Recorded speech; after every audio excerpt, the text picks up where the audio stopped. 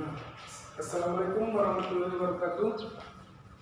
Saya akan menjelaskan pengertian dan ruang lingkup sejarah. Nah, satu pengertian sejarah. Istilah sejarah berasal dari bahasa Arab yaitu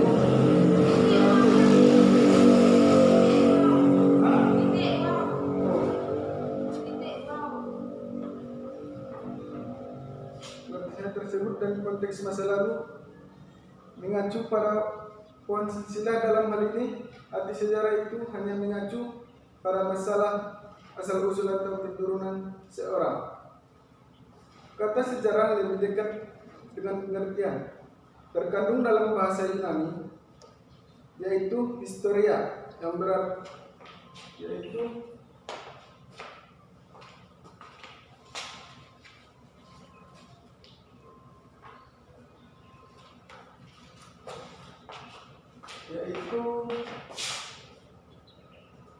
historia,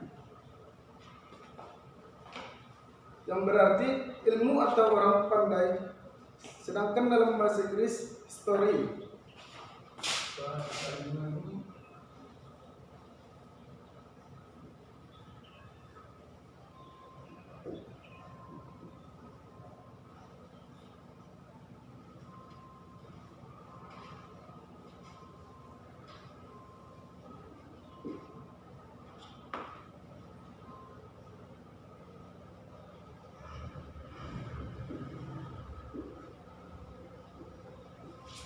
sedangkan yang bahasa Inggris yaitu history, yang berarti ilmu atau orang pandai. History yaitu masa lampau umat manusia. Dalam bahasa Jerman yaitu bahasa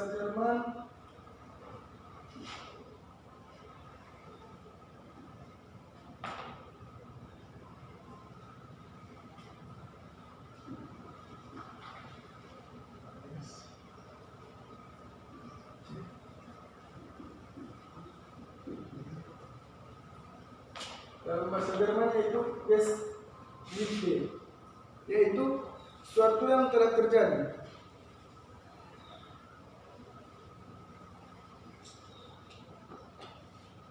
Nah, selanjutnya beberapa definisi sejarah menurut para ahli.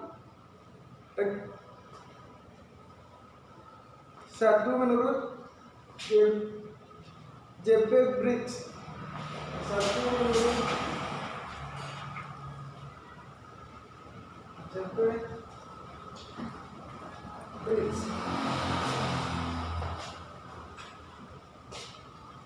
Adalah it is recommend of what man is taught, said and done. Yang kedua, Frederick Gargin mengatakan history is the study of the what human beings have done. Yang ketiga, Mohyamin mengatakan sejarah adalah ilmu pengetahuan yang disusun atas hasil penyelidikan beberapa peristiwa dan dibuktikan yang kenyataan. Nah, menurut Muhammad Yamin ini,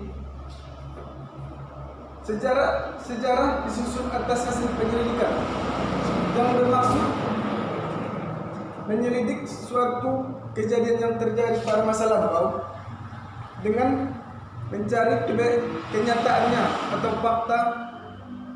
fakta yang terjadi pada masa lampau, sehingga disebut dengan sejarah. Yang keempat, Koento Widjojo, sejarah rekonstruksi masa lalu tentang apa yang dipikirkan, dikatakan, dikerjakan, dirasakan, dan dialami manusia. Nah, menurut dia sejarah berupa rekonstruksi masa lalu, yaitu tentang apa yang dipikirkan, dikatakan, dikerjakan, dan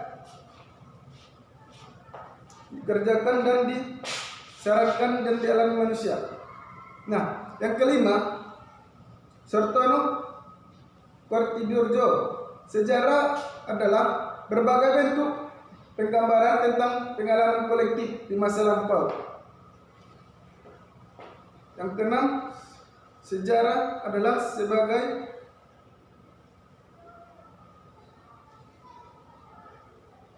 sebagai B. Yang ketujuh, Muhammad Ali menyatakan sejarah berbagai bentuk penggambaran tentang pengalaman kolektif di masa lampau.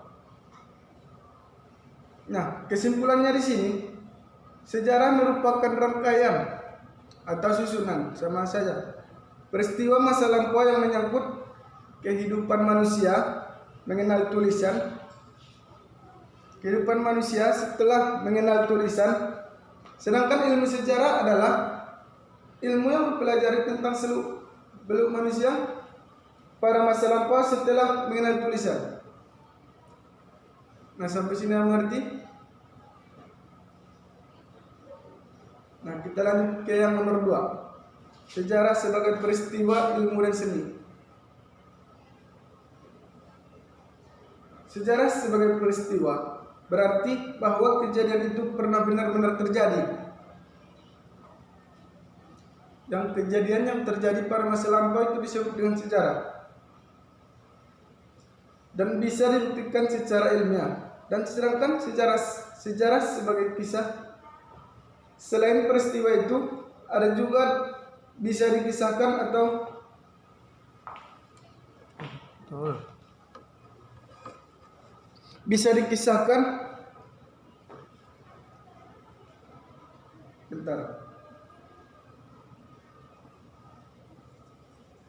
juga bisa dikisahkan atau bisa diceritakan kembali sejarah sebagai ilmu, bahwa sejarah menggunakan analitis, yaitu hasil dapat diverifikasi dan dapat disetujui oleh atau ditolak oleh para ahli. Sementara sejarah mengandung arti bahwa penyajian dari hasil penyelidikan itu disusun dalam suatu rangkaian tertentu sehingga dapat menarik perhatian orang dan dapat mempengaruhi sikap jiwa. Nah, sebelum kita lanjut ke nomor 3, apakah yang sampai sini sudah mengerti?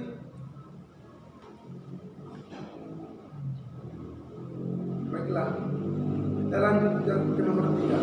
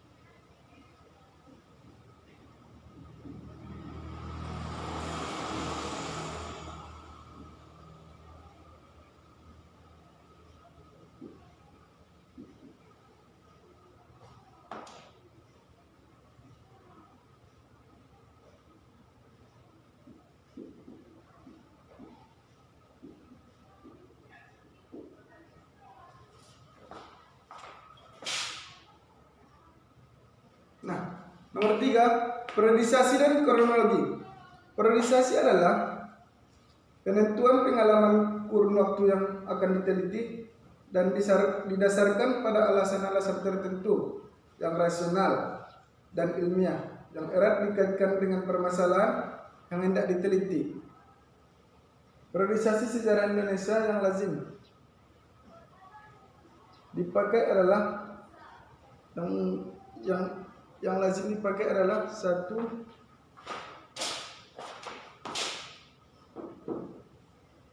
Zaman prasejarah.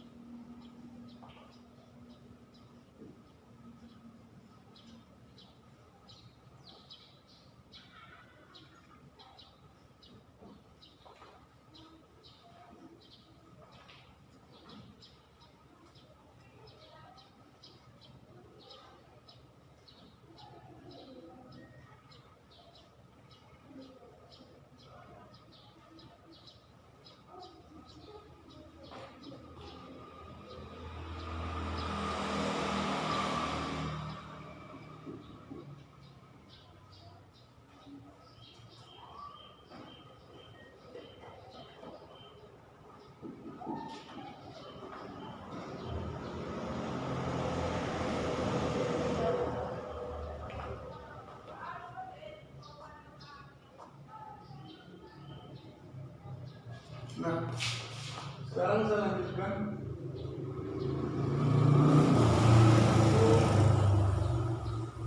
Kalau pertanyaan ini.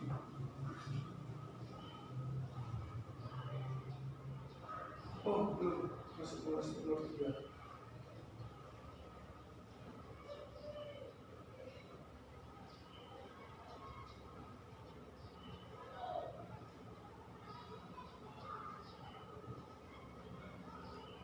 Nah, jadi yang lazim sering dipakai adalah satu, yaitu zaman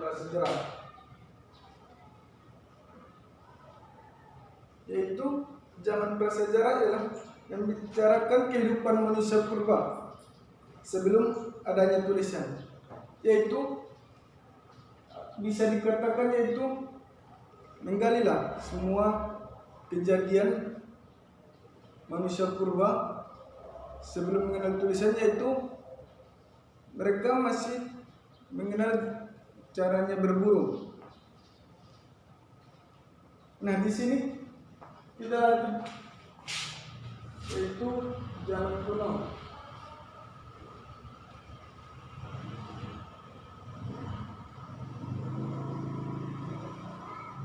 Zaman kuno ini membicarakan perkembangan agama dan kebudayaan Hindu Buddha. Itu di mana zaman kuno ini kita membahas tentang perkembangan agama yang terjadi pada masa lampau,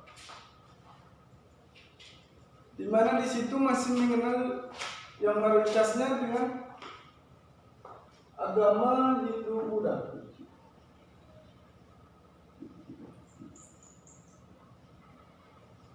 Nah, yang ketiga yaitu zaman modern.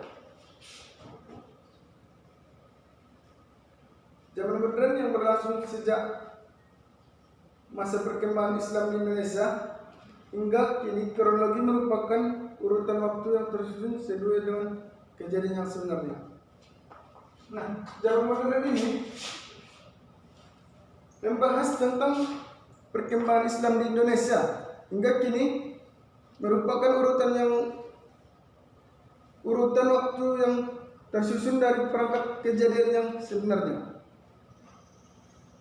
Nah, selanjutnya kita masuk ke yang nomor 4, kegunaan sejarah.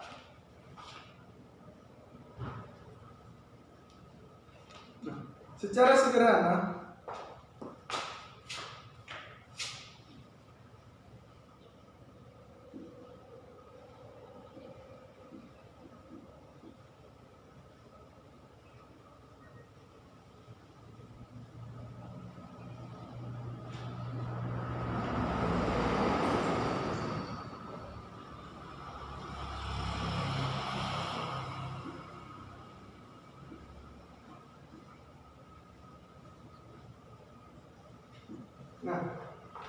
sederhana, Louis Gotthard kegunaan sejarah dalam 4 bagian, dibagi menjadi 4 bagian, yaitu yang pertama rekreatif.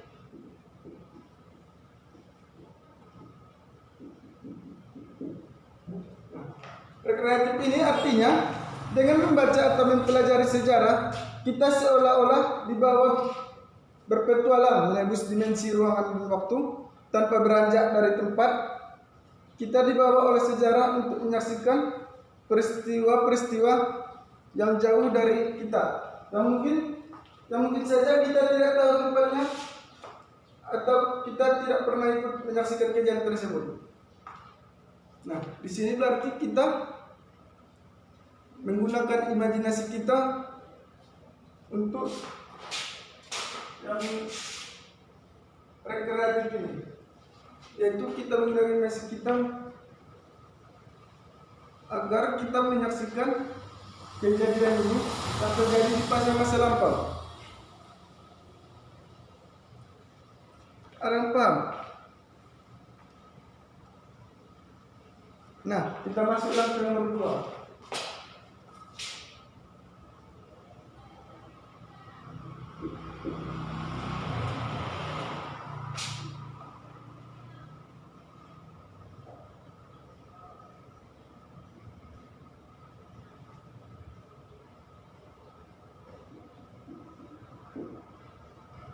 Nah, yaitu menurutnya yang nomor 2.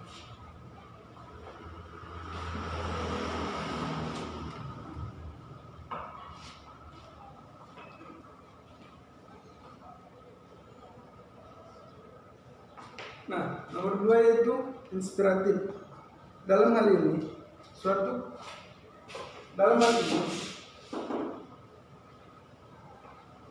suatu karya sejarah dapat memberikan inspirasi kepada para pembacanya dan dapat mempelajarinya. Nah, di dalam peristiwa sejarah ini, menurut dia secara sederhana, inspiratif itu ialah bisa memberikan kita inspirasi kepada para pembaca yang dapat mempelajarinya.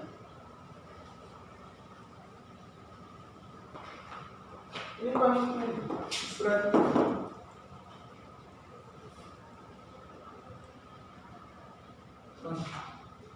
Sekarang kita masuk ke nomor 3. Instruktif.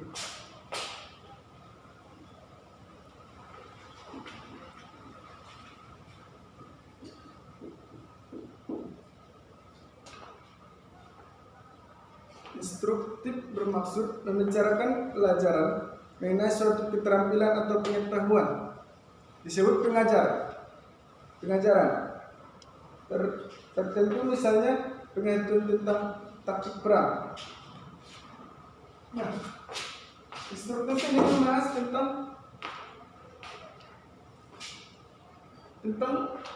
materi yang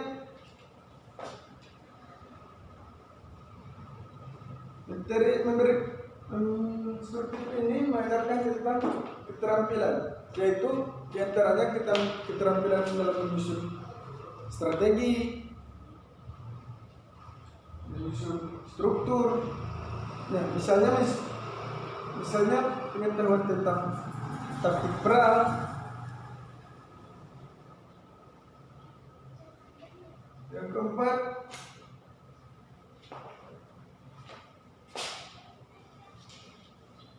edukatif.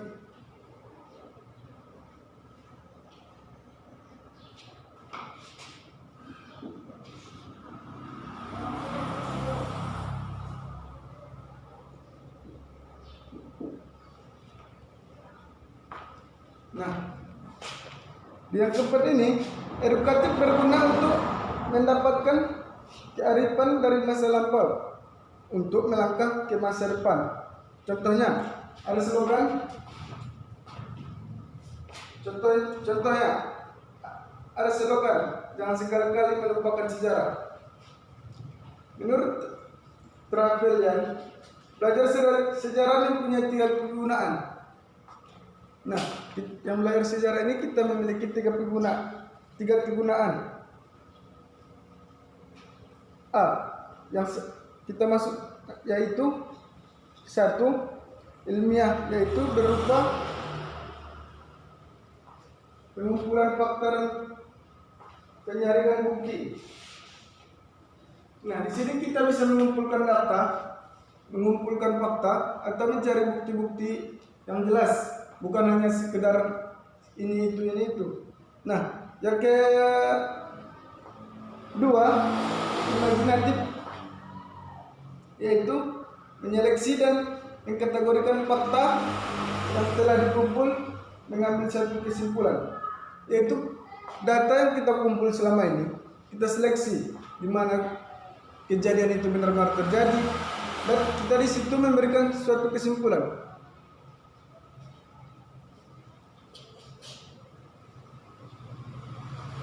Lambat sudah 22 oke. Itu 8 menit lagi. 8 menit sudah termasuk. Nanti bang, katakan lagi.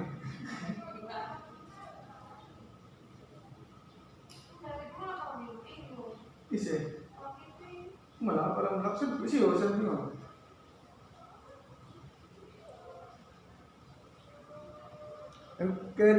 Pengen C yaitu sastra, yaitu penyajian hasil ilmu dan daya angan dalam berbentuk yang menarik. Tadi A.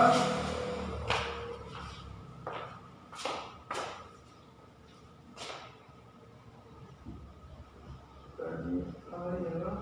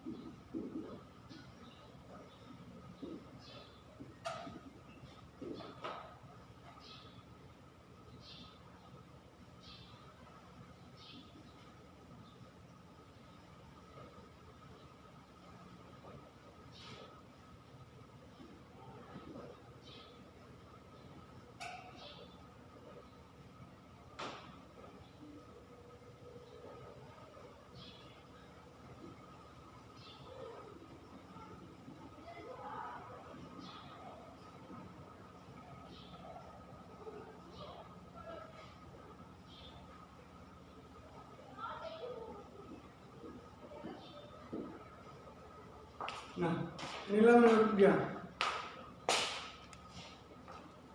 Tunggu sebentar ya. Nah, ini tolong ditulis.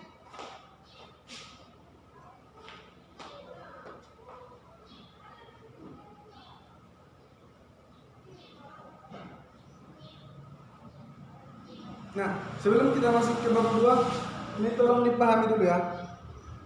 Ini dipahami sebelum kita lanjut ke bab 2. Bab 1 pengertian dan kronologi sejarah. Tolong dipahami yang ini. Kalau perlu bisa ditulis.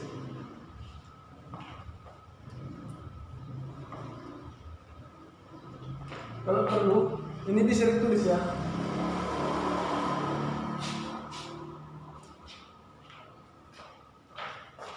Nah, Bapak tinggal sebentar.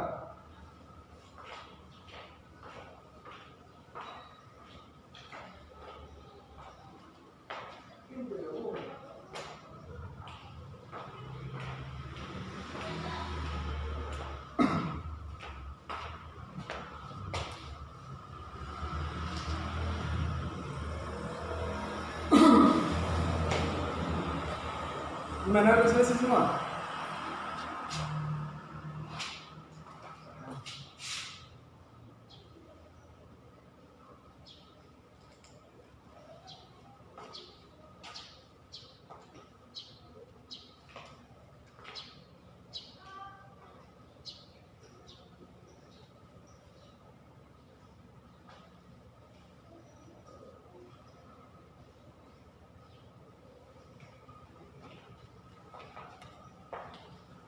Gimana?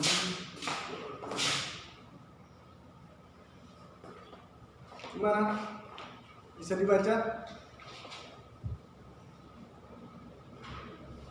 Ini Fibonacci square.